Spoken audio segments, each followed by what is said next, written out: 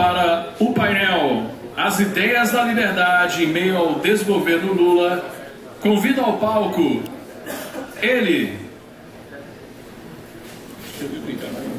o fundador, presidente do Instituto Mises Brasil, Hélio Beltrão. Uma salva de palmas.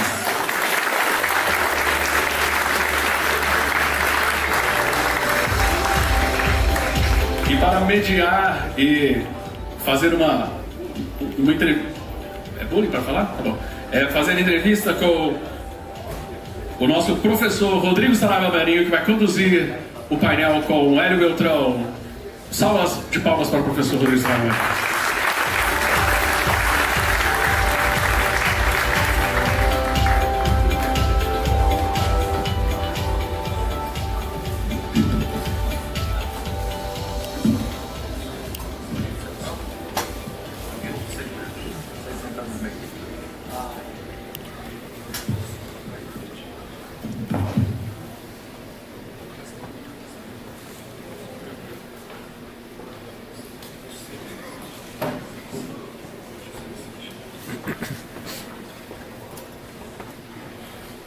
Boa tarde, senhoras e senhores, prazer estar aqui novamente, agora num papel super importante de fazer bullying com o Hélio Beltrão nas próximas horas com você e tratar sobre o tema. Já diminuíram o meu tema para 40 minutos, mas não começou a contar, então eu posso ir tocando sobre isso. A ideia aqui é bate-papo, tá? Eu vou fazer algumas perguntas para ele, vai chegar algumas perguntas da plateia e eu vou tentar mediar em cima disso, né? O objetivo é trazer essa visão e começar sobre isso. Algum ponto a mais? Estou certo até agora? Olha, se os esquerdosos da CNN não conseguem fazer bullying comigo, não vai ser você que vai conseguir.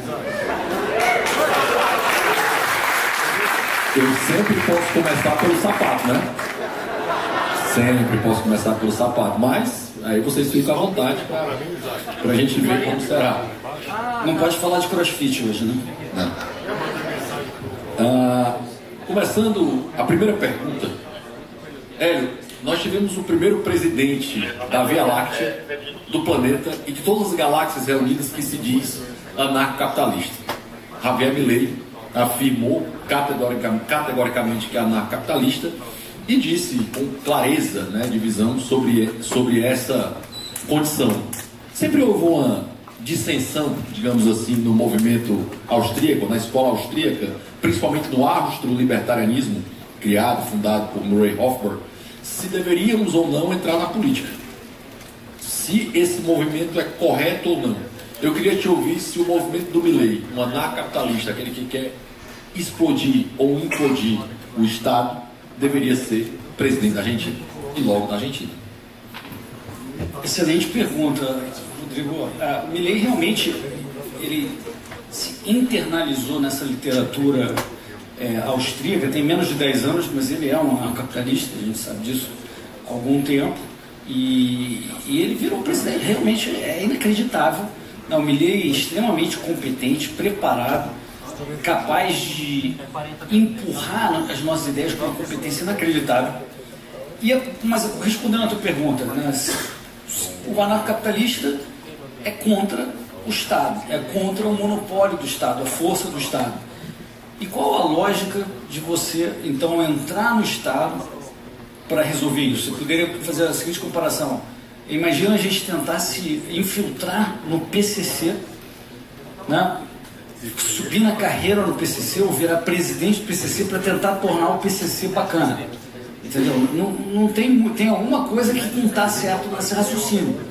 E eu entendo isso, mas as outras soluções são ainda piores, né? Porque se você falar revolução, a gente não gosta de violência, não quer isso.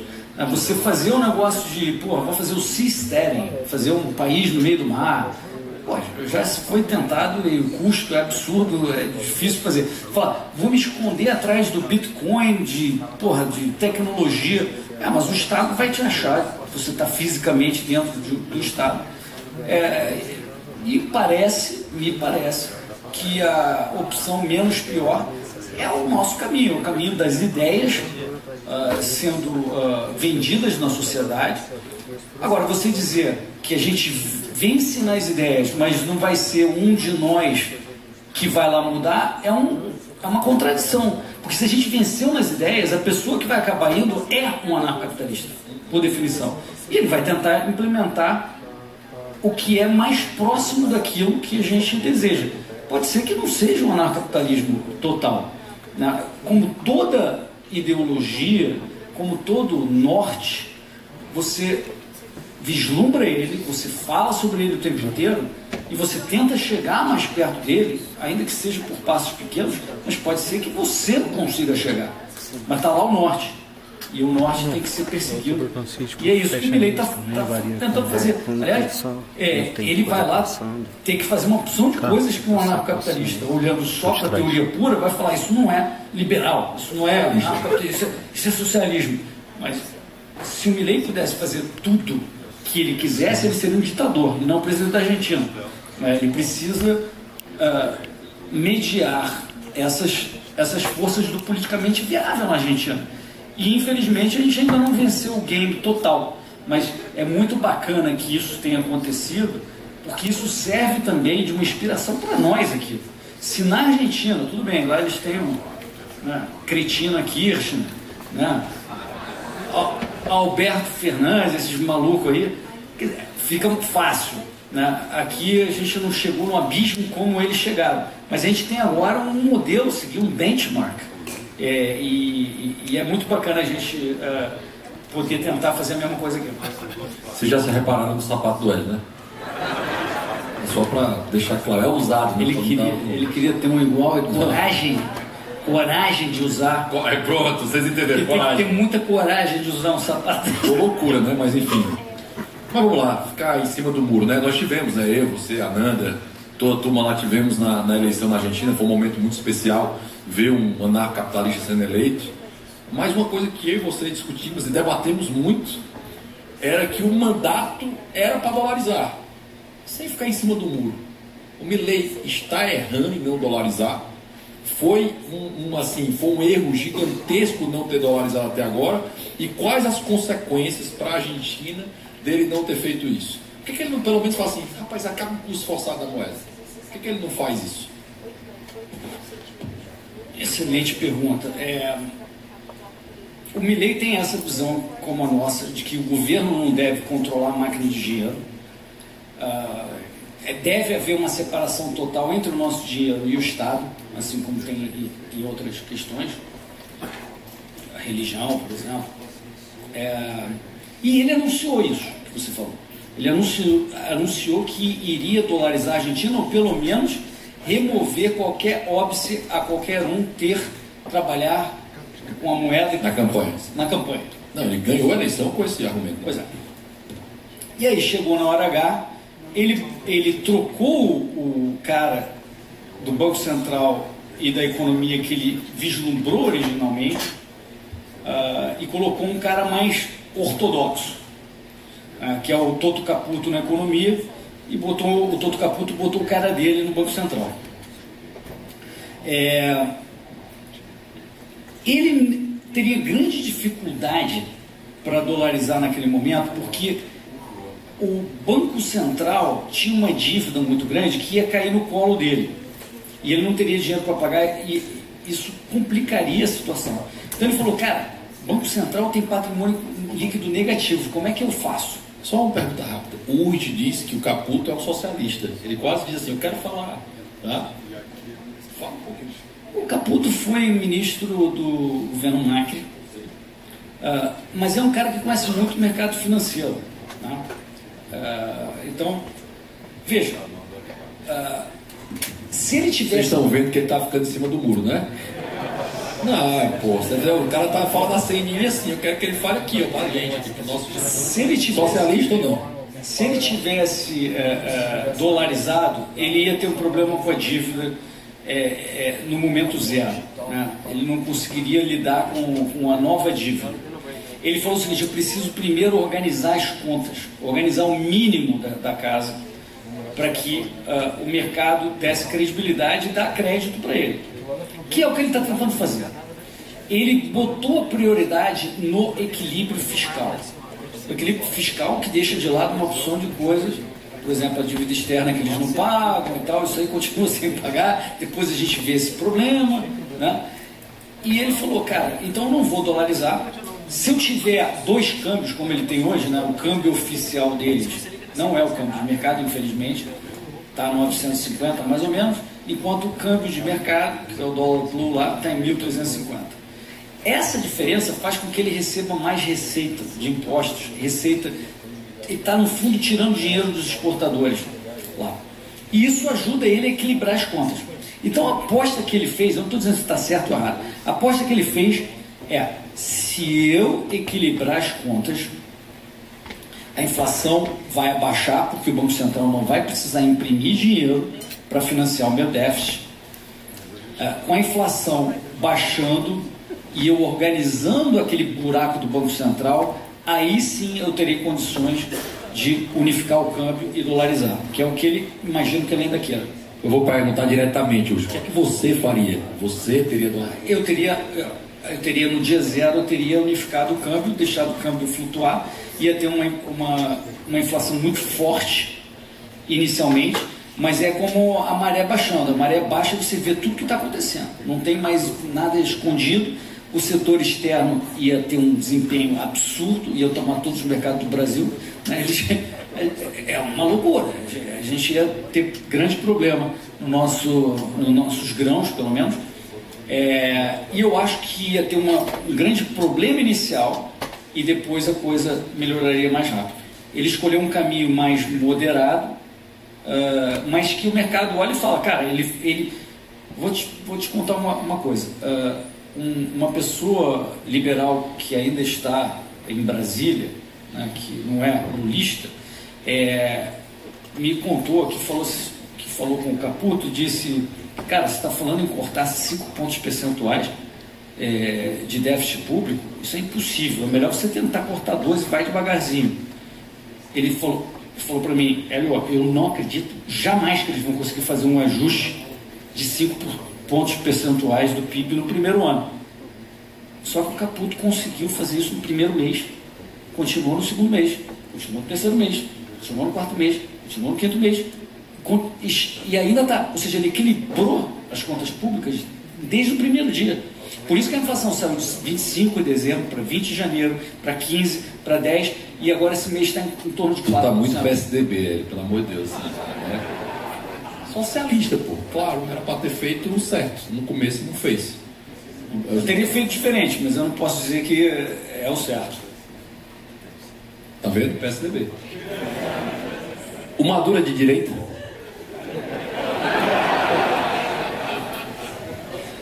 Olha, o cara que falou isso é o Valdo. Muito loucura, né? Maduro é de direita. Da Globo News. Eu posso falar que é da competição, né? Então, porra, esse cara, sinceramente, não deve estar bem de cabeça, não, cara. Esse cara...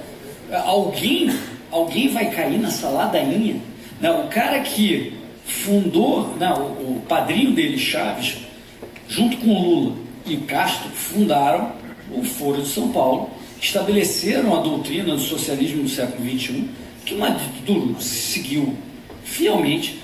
Todo mundo que tem o mínimo, né, de consciência sabe que a Venezuela e as políticas de Maduro são socialistas. Ele sempre falou, não tem nenhuma novidade sobre isso, né? Então a tentativa de tentar fazer descolar, eu acho que sinceramente é ridículo.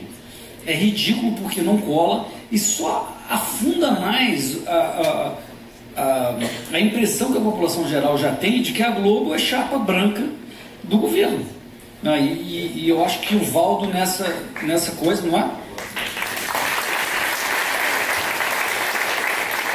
E eu acho que nesse sentido o Valdo está atrapalhando o objetivo da Globo, porque a Globo gostaria de fazer isso disfarçadamente. E o Valdo colocou esse negócio aí. Guga Chakra também, tá? Hein? Guga Chakra também. Também? Também, assim. Eu acho que está meio desalinhado lá a redação. Ele deve entrar no horário que eu estou no ar, então não assisto. Mas, complementando, o Lula lá atrás disse, o Maduro disse que haveria um banho de sangue na Venezuela. O Lula disse, pô, Maduro, que banho de sangue? Cumpre o resultado da eleição. Depois, aí os dois foram para farpas públicas, né? O que os aliados históricos costumam evitar. O Maduro respondeu, meu sistema é auditável, muito mais do que o seu, o sistema eleitoral. O TSE ia mandar 2 representantes, deu passinho para trás, porque ficou chateadinho, porque, enfim, o Maduro disse que todos nós sabemos que o sistema eleitoral brasileiro não é... É melhor o sistema da Venezuela do que o Brasil. Pode falar que...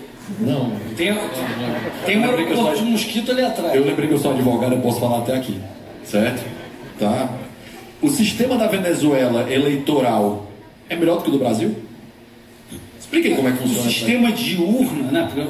Se você for colocar todo o arcabouço jurídico por trás, é outra coisa. Mas se você falar das urnas, de como você vota, o sistema de lá, pelo que eu entendo, é bem superior ao brasileiro. Né? Por quê? Porque o nosso, você vota na urna eletrônica, o sistema compila aqueles dados, solta um boletim de urna. Na Venezuela, você vai na urna eletrônica, você vota. A urna emite uma cédula com aquele teu voto, em que você vai e você bota na urna presencial, oficial. Urna física. E aí, no final da votação, quando fecha a votação, 6 horas da tarde, 5 horas da tarde, eles fazem uma conferência dos votos e vê se bate com o resultado da urna eletrônica. Batendo, eles emitem o boletim de urna que eles chamam de ata. Ou seja, foi feita uma auditoria na hora, no mesmo dia, que comprova que os votos físicos e os votos eletrônicos batiam. Então, a boletim de urna só solta se tiver isso feito.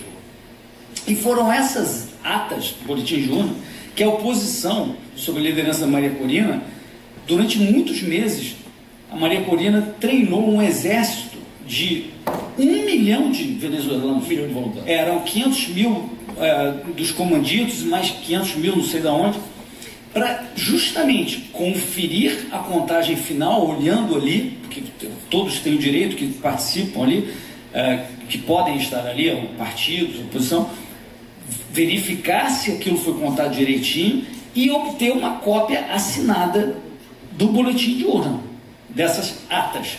E ela conseguiu recolher algo que eu entendi que chegou perto de 90% das urnas, que mostram a grande lavada do sistema. E aí não tem o que falar, porque cada boletim de urna deles tem um hash code em cima, para quem conhece Bitcoin, aquele grande número gigante, que é como se fosse fechamento de ponto de venda. Quando você fecha lá um ponto de venda, caixa lá, solta um negócio, fecha e tem um código, que se tentar fazer um novo fechamento, vai ser um outro código.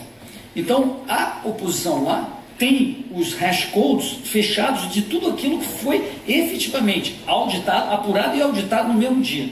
Então não tem o que o Maduro falar, ele está ferrado, por isso que ele não solta as atas, porque se ele soltar as atas, vai aparecer um outro hash code diferente, e aí ele não vai ter como explicar, então você fez um outro fechamento, isso não vale nada, é uma fraude. O problema é quem contou as urnas ali no final, né, quem fez a compilação final é que tem uma coisa esquisita, né? Inclusive o número, né, assim, bem certinho, né, batendo de forma... Eles só soltaram os números, não, o resultado, eles não soltaram as atas, só botaram os resultados. Agora, veja que lição que tem para o Brasil, por mais que a Venezuela seja uma confusão, a quantidade de gente no Brasil que não acredita que o nosso sistema seja honesto é enorme, é da ordem de milhões de pessoas. Entre o Rodrigo aqui, que ele quase falou. E aí, se você pode, né, comparando com qualquer programa de governo, o gasto que você precisa ter para instalar justamente a impressão na urna eletrônica do recibo para fazer algo similar ao que a Venezuela faz, é peanuts para dar a segurança a todos os brasileiros de que a gente tem... A legitimidade, né? A legitimidade. Né? E eu não entendo por que o Brasil não faz isso, né? E aí você pode entrar em teorias da conspiração. Tu não entende? Então fala por que não, você pode falar. Não, fala aí por que. Eu vou chamar o Marcel Van Rato, quem tem um prerrogativo de foro para falar aqui, ou pode não ter qualquer, tem imunidade para falar. Está chegando perigosamente perto de ser um violador da democracia brasileira. Por questionar qualquer sistema eletrônico, para quem conhece um pouquinho, né, ele é passível de fraude. Mas, enfim, estou falando da urna não, estou falando de sistemas eletrônicos. Tem uma coisa importante, que tem um parceiro nosso fundamental do Instituto Miss Brasil, que é a Ladies of Liberty, né, que é o Lula. E uma querida, né, chamada, uma membro super importante do Lula na Venezuela, foi sequestrada pelas forças do Maduro, foi presa de forma violenta. Você vai me ajudar o nome dela? Maria Oropesa, né? Maria Oropesa, do Lula. E Maria Corina Machado, que faz um trabalho fundamental, diferente do Guaidó, diferente do Capriles, é uma liberal muito mais alinhada com os princípios e valores de liberdade. Cadê o movimento feminista defendendo elas? São duas mulheres absolutamente oprimidas por homens de forma violenta para isso. Cadê o movimento, né, de feministas defendendo essas duas mulheres? A Maria Corina é uma heroína que vai entrar para a história como tendo libertado a Venezuela. Ela é intransigente, incansável, tem dedicado a vida inteira dela sob o risco de prisão, de morte, de tortura. Tortura que a gente está vendo acontecer no prédio deles, com esse El Helicoide, parece aquela arquitetura brutalista soviética, um negócio parece uma hélice, um helicoide, que é lá que dizem que o Maduro leva os presos para torturar. Ele está capturando, sequestrando os fiscais, esses que obtiveram as atas. Ele tem o endereço de todos, inclusive deputados, né? E dizem que está torturando lá. Espero realmente que a Maria Oropesa, que era uma das líderes de campanha da Maria Corina, não esteja nessa situação. Mas não sei se dá para torcer muito por isso, porque é o que tem acontecido lá. E vamos lembrar, o Lula, muitas mulheres que estão aqui hoje são participantes do Lula Brasil. O Lula Brasil é parte... Ele está ali, ó. Salva de palmas pro Lula, turma.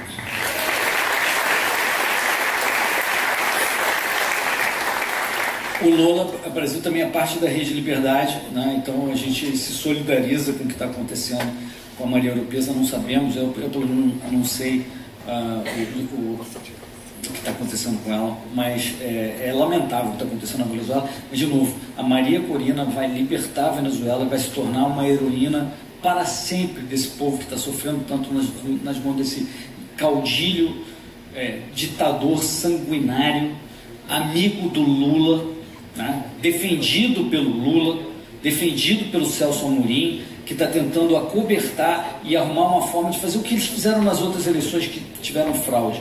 Vamos dar um jeito de postergar, obstaculizar de uma forma disfarçada. Se para isso é preciso que o Brasil derrube a normativa da OEA, que se tentou passar para condenar o que está acontecendo na Venezuela, o Brasil foi lá e derrubou, né, pela sua abstenção, derrubou a aprovação dessa normativa da OEA. Se for preciso se aliar com o cara do México, o cara da Colômbia, para tentar obstaculizar o ímpeto dos Estados Unidos, dos países de bem daqui, Chile, inclusive socialista, o Boric, e os outros, né, Uruguai, Argentina, tudo está sendo feito para passar pano e deixar novamente o Maduro, que é o sócio ideológico deles. Ou seja, para ele é mais importante estar apoiando o sócio ideológico, o sócio no Foro de São Paulo, do que qualquer interesse do Brasil, do que qualquer direitos individuais do povo venezuelano, da Maria Corina, da Maria Oropesa, etc. Eu vou deixar você falar, não consigo deixar você falar, porque senão a gente... Ela está no helicoide? Meu Deus. Desculpa. Boa sorte para ela. Obrigado. Boa sorte e oração para ela. Jesus abençoe e aguarde nesse momento. Deixa eu virar para uma... Eu não vou falar do sapato dela de novo, tá? Mas tem que ter coragem. Muita. Tá? O Google, se você colocar agora no Google assassinato, tentativa de assassinato do Trump, o Google não pesquisa. Não acha, você não acha nada sobre isso, né? O Elon Musk até fez um vídeo mostrando isso também. Eu pergunto, limitar a informação do Trump lá no Google não é violar a liberdade de expressão? E mais, aí eu vou colocar uma polêmica, tem que regular. Só para deixar claro, eu acho que não, tá? Mas, né, vou deixar... Ele não ficou em cima do muro com relação aí o Caputo, tô achando que ele vai ficar em cima do muro de novo. Cara, Rodrigo, essa é uma questão muito difícil, porque nós acreditamos que uma empresa privada tem o direito de estabelecer suas regras, por um lado. Por outro lado, a gente considera que a censura injustificada, ou a censura, calar as pessoas, é absolutamente inaceitável. O Google está fazendo apagou o Trump, né? Pelo menos, segundo a gente viu recentemente, o Trump, se você der uma busca, o Trump está deletado, não entra, só entra quando você bota o nome dele e aí aparece, mas se você tentar acessar de outras formas, eles estão bloqueando o Trump. Então existe um certo conflito entre esses dois, entre essas duas questões. Os Estados Unidos, eles chegaram a uma conclusão de que se você tem algo que é aberto ao público, e principalmente o caso do Google, que é uma espécie de instrumento público e praça pública, as redes sociais são praça pública, que você, até por causa de uma emenda que tem na Constituição Americana, que você tem que dar o equal opportunity, e você não pode diferenciar, discriminar entre pessoas. Então, num restaurante, você pode falar, olha, você não está usando a roupa do nosso código de conduta, você não está se comportando direito, mas, você é judeu, não pode entrar. Você é branco, você não pode entrar. Não, você não pode fazer isso nos Estados Unidos. Tanto que a Suprema Corte Americana acabou recentemente de condenar e proibir as cotas, porque eles dizem que isso também viola o equal opportunity. Você não pode olhar a pessoa pela cor da pele, pelo gênero dela. Você deveria estar olhando essa pessoa pelo indivíduo que ela é, pelo seu caráter, pelas suas lições superadas e por outros fatores, mas não por uma característica intrínseca dessa pessoa. Então, eles chegaram à conclusão de que a Suprema Corte não há uma regulação, mas disseram, se você atende o público em geral, é diferente de você receber uma pessoa na sua casa. Você recebe na sua casa quem você gostaria, você pode discriminar como você quiser, certo? Mas se você está aberto ao público, se você tem uma importância na sociedade, a Suprema Corte diz, você não pode censurar. Isso ainda não aconteceu nos Estados Unidos, porque ainda não houve uma decisão da Suprema Corte sobre se as redes sociais, se o Google são equivalentes a restaurantes ou estabelecimentos abertos ao público. Eu acho que isso vai acabar acontecendo, né? Então é uma boa discussão. O mais importante eu acho que tem que se respeitar a vontade da empresa e suas regras. E a empresa que faz esse tipo de coisa que o Google está fazendo, ela tende a ser punida no mercado, especialmente se o mercado é aberto. Independente se a Google tem 80% do mercado de busca, se o ChatGPT é uma competição ao Google ou não, se o mercado é aberto e o Google faz uma sacanagem dessa, os caras que são Trump vão falar, cara, vamos prestigiar uma alternativa. Isso é o que acontece normalmente no mercado. Eu acho que essa é a solução que deve haver, mas não sou eu que vou condenar, né, uma decisão como a da Suprema Corte Americana, de dizer, cara, companhias, vocês podem fazer o código do que vocês quiserem interno, mas se vocês estiverem discriminando a pessoa por posição política, por cor de pele, porque tem o gênero X, orientação sexual Y, cara, eu não vou deixar. Então, é um bom dilema, eu deixo para você está dizendo que eu sou PSDB, eu vou ficar um pouco em cima do mundo. Né? Entrevistado é ele. Né? Eu estou aqui só perguntando, né? Meu papel é esse. Vocês reparam no sapato, da próxima vez reparem nos óculos. Os óculos são também muita coragem. Tá? O setor de jogos, lá o Temer diz que tudo que aquilo, né, que a gente sempre fala, tudo aquilo não é proibido, é permitido. O Trump liberou, todo mundo estava jogando, aí o governo Lula disse, não, mas eu vou agora liberar mesmo. Apostas online. Apostas online. Né? Vou regulamentar agora a sequência. E aí, foi bom? Não. Vamos lá. Como você falou, no governo Temer, suspeito, foi indicado que, olha, isso aí não é proibido. Pode ser feito. E esse segmento, Rodrigo, teve um enorme boom. Aí chegou o Tachad, né, e falou, vamos arrumar uma forma de arrecadar, e ainda por cima a gente cria uns cartéisinhos, né, que podem nos beneficiar em campanha, esse tipo de coisa. Então os caras fizeram o seguinte, você quer operar no Brasil? 30 milhões na frente. por uma licença de 5 anos. Então você só aí já falou só os 3, 4 grandes que vão poder operar. Você já tirou de mercado a maior parte da competição. 30 milhões de reais para você operar no Brasil. Aí você falou o seguinte, claro, você continuou tendo que pagar PIS, COFINS e ISS sobre o seu faturamento. Mas olha, tem uma outra coisinha. Do bolo arrecadado para cada uma das apostas, tira 12% e dá para mim, governo. Não, fora imposto de renda, PIS, COFINS, ISS, antes de virar faturamento da empresa, tira 12% do bolo e dá para o governo. Então, 30 milhões mais isso. Aí tem uma taxa de fiscalização, que dependendo do tamanho da empresa, é entre 50 mil reais mês e 2 milhões de reais mês. Aí tem uma eternidade, uma infinidade de regulamentações de como você pode fazer propaganda ou não, de 1000 controles para dizer que não vai ter, óbvio, lavagem de dinheiro, mas também não vai ter, será que tem um jogador de futebol que está, não sei o quê. Tem 1 bilhão de controles. Tudo isso favorece quem? Favorece as grandes que têm o dinheiro para pagar os 30 milhões e que ele sabe que mesmo que tire 12%, que pague todos os impostos, que tenha toda essa burocracia, vai dar um baita lucro, porque são 3 que vão ficar no mercado, e o brasileiro que agora já se acostumou a fazer as apostas, muita gente ganha dinheiro com isso, vai falar, putz, tá bom, cara, comparado com a Loteria Federal, que o governo já tira do bolso 60%, né?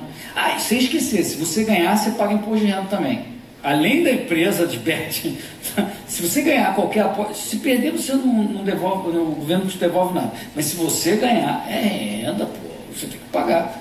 Então, esse é o perigo das tais, vamos regulamentar. Porque aí o vamos regulamentar, o vamos regulamentar bom é o que o Temer fez. Pode fazer. Depois, se você tiver, aí você cumpre as leis do Brasil, vai pagar PIS, vai pagar ISS e tal, como qualquer um. Mas aí, se não, veio o 30 milhões, veio o 12% que tira, foi um desastre. Existem regulações infralegais, tipo, absurdo. Não sei se vocês conhecem essa. Há 15 anos atrás, a Anvisa disse que vape, tabaco aquecido, cigarro eletrônico, eles eram proibidos no Brasil porque pode alguém morrer. Certo? Agora, um dia desse, a Anvisa de novo, uma agência infralegal que não está no parlamento, uma decisão só dela disse, a pessoa não pode ter liberdade de escolha, ele pode fumar o cigarro com a combustão, mas se tiver qualquer dispositivo eletrônico, não pode. Não é poder demais para essa agência.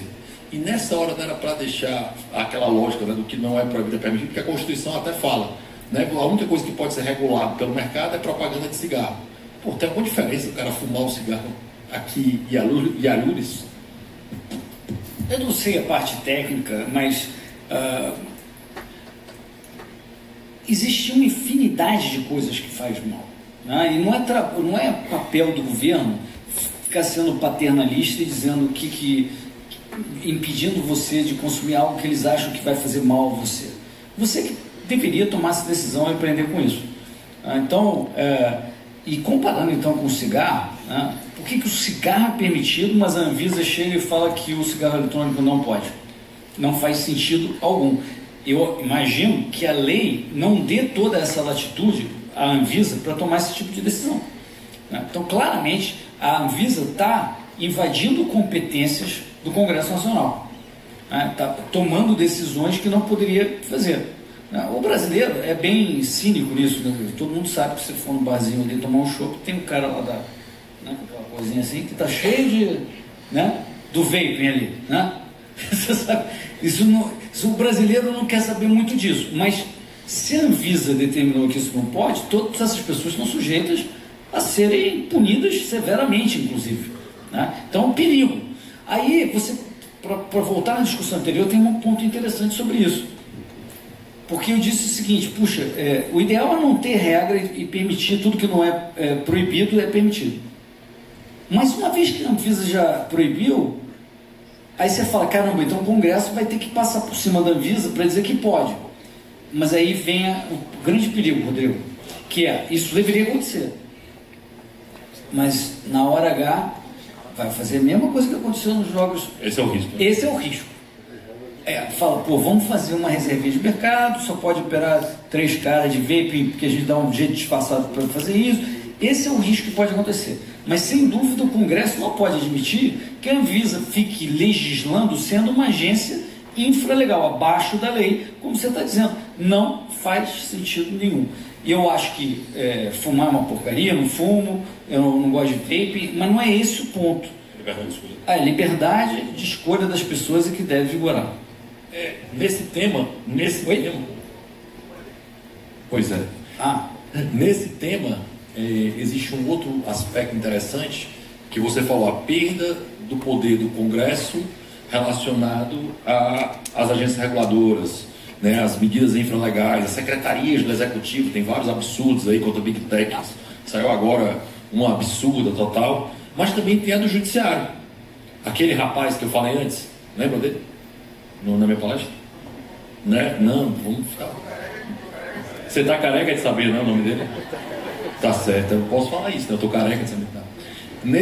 É a Luiz. Nesse contexto, o Alexandre de Moraes disse, violando a resolução do CFM, que vai regular essa parte de aborto, na questão disso, e aqui para o Instituto Mises, né? Acho que é quase unânime dentro do Instituto Mises, que há uma proteção clara da vida, né? Nós defendemos vida, liberdade e propriedade, e há uma discussão agora relacionada à assistolia fetal, que é algo que nem animal pode, mas em humanos o Alexandre de Moraes disse, ok, pode fazer. E como é que você vê esse ponto e como é a visão disso, principalmente agora que humanos podem, né? É claro que há uma chance enorme de sobrevivência do ser humano depois de 22 semanas. Pois é, Rodrigo, eu acho que esse ponto ilustra bem a doutrina que a gente defende, independente de você falar do que você acredita no seu foro pessoal, no que é certo ou errado, de valores, etc. Né? Do que você foi educado, do que você aprendeu, dos seus valores, etc. Mas é possível ilustrar a doutrina liberal atuante isoladamente. Por quê? O que eu quero dizer com isso? Vamos lá. Primeiro vamos lembrar o que é a sistolia fetal. Sistolia fetal é você enfiar uma agulha na barriga da mãe, tentando acertar. Desculpa, eu vou ser um pouco gráfico, pessoal, mas só para a gente entender o que está falando, peço perdão. Tentando acertar uma artéria do bebê perto da cabeça para matar o bebê. Isso é sistolia fetal. E no Brasil, essa discussão está acontecendo por causa dos casos de estupro. Aqui, estupro no Brasil, o Brasil permite o aborto em caso de estupro. A discussão é sobre a sistolia fetal após 22 semanas. A chance de sobrevida do bebê fazendo uma cesárea, retirando o bebê a partir de 22 semanas, é quase certo que sobrevive. Tem uma enorme chance de sobrevida. Não sei qual é o número, mas é uma enorme chance de sobrevida. Se você pode fazer uma cesárea, tirar o bebê e sobreviver, qual é exatamente a justificativa para você aplicar essa tal de assistolia fetal? Você está... Qual a diferença de estar acima da pele ou debaixo da pele? Porque ele já poderia, se fossem duas mães gêmeas, duas irmãs que ficaram grávidas na mesma época, o filho nasceu prematuro, de 23 semanas, e o outro ainda está na barriga. Aí você vai me dizer que se você aplica uma injeção nesse bebê para matá-lo, é diferente de fazer a mesma coisa no outro bebê? Como assim? Não tem lógica. Isso é assassinato puro e simples, porque o bebê sobreviveria. Ponto.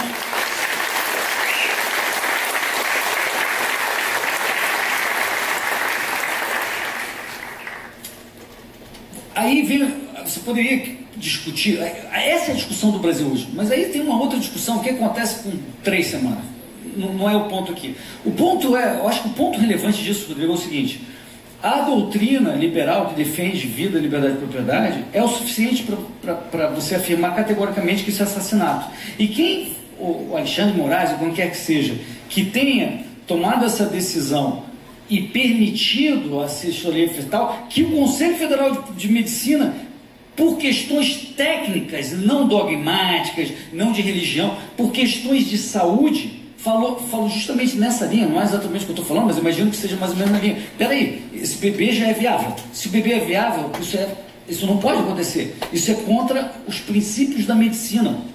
Entendeu? Então, se a pessoa tomou essa decisão e falou tem que permitir, isso é barbárie. E eu diria o seguinte, por que a pessoa que teve estupro não tomou uma decisão antes de 5 meses? Eu não consigo conceber. Se não tomou, eu acho que aí você tem que arcar com as consequências. Porque senão você está sendo cúmplice. Não é só o médico que está matando. Eu acho que a mãe, a questão da pena, a dosimetria, eu acho que podemos discutir muito sobre isso, né? Claro, tem que ser menor e tal, mas continua sendo um crime, né? Porque a mãe topou esse procedimento. O médico foi pior, ele está descumprindo os princípios da medicina. E, para concluir, Rodrigo, isso mostra como, em causas pontuais, a gente pode ter coalizões com pessoas que pensam parecido conosco. Por exemplo, os conservadores, sem dúvida, concordo. E aqui tem muitos conservadores também. E eu me considero conservador e anarcocapitalista. Não tem necessária incompatibilidade entre essas duas coisas. Mas se por acaso você é um libertário puro, mas não conservador, você vai continuar concordando com o que eu estou falando, se você tiver 2 neurônios. E vai conseguir fazer uma coalizão política com conservadores, que você falaria que absurdo. Não, mas nesse caso específico, para essa pauta, você vai ser a favor de ter assistência fetal? Claro que não. Então, o conservador também não, você vai estar nas fronteiras, né, da política, porque a gente quer o Brasil melhor, um Brasil mais justo, um Brasil, né, que não tem assassinato, o assassinato não seja legítimo, né, como hoje, infelizmente, é uma situação muito difícil, que é estupro, mas hoje no Brasil, um assassinato de um bebê, né, viável, passou a ser legítimo por uma decisão monocrática. Hélio, obrigado demais pela oportunidade, obrigado pelo seu tênis. 30 segundos para concluir, 30 segundos para dar o final, senão o Adriano me bate aqui, e eu queria te dar esse tempo à vontade, se quiser falar, para esse dia de 7ª conferência de escola austríaca, depois de 5 anos, e tudo que foi construído até aqui. Muito feliz de estarem aqui, pessoal. Estou vendo tanta gente bacana, companheiros de luta, Dom Bira, Fábio, professor Milha, toda a equipe do Instituto Mises, pessoal da Rede de Liberdade, todo mundo que eu estou vendo aqui, que está aqui prestigiando a gente. É uma oportunidade de a gente realinhar, lembrar o que a gente defende, ciência econômica, mas ao mesmo tempo a defesa de vida, liberdade e propriedade, que é liberalismo. Né? São as duas coisas. O Instituto Mises é a casa das duas coisas, da ciência econômica, da Escola Austríaca de Economia, e vou chamar de filosofia política e econômica do liberalismo. Né? Lembrando disso, a gente tem o nosso norte, a gente sabe para onde caminhar. Obrigado a todos. Agradecemos o Rodrigo Saraiva Maria e Hélio Beltrão.